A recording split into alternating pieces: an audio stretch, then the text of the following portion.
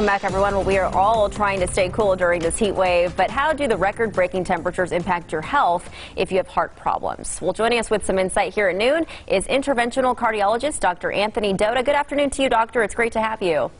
Hi, Alex. Thanks for having me. Thanks for making time for us. Wanted to ask you first, people with heart disease are at a higher risk for heat stroke. Why is that?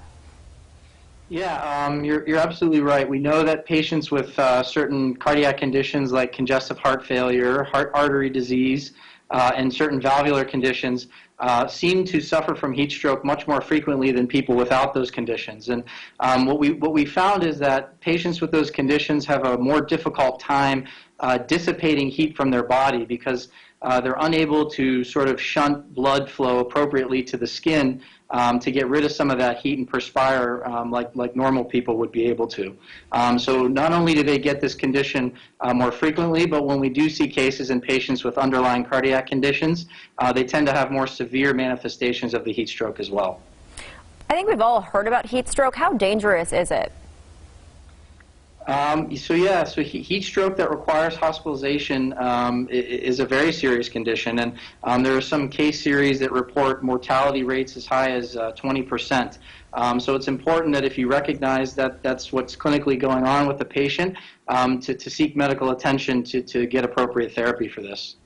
Okay, so with that in mind, what should you do if you have underlying heart conditions, someone watching right now, and the temperature, say, is above 90 or even 100?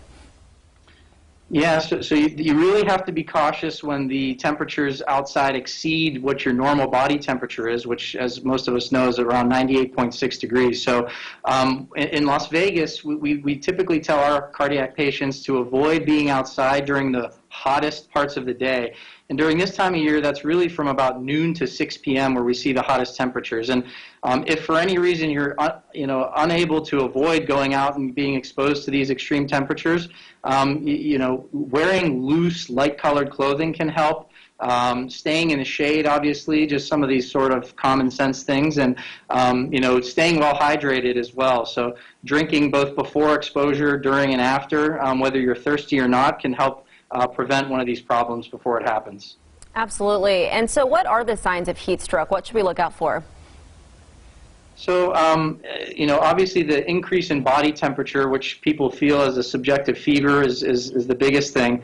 And what we typically see is, lightheadedness, nausea, muscle weakness, severe generalized fatigue, and then the actual heat stroke entity, people get neurologic dysfunction. So you're seeing people that are confused or have slurred speech or can even be comatose. So that's where that sort of stroke portion of the term comes from. So those are the things that are should be alarm symptoms to seek medical attention.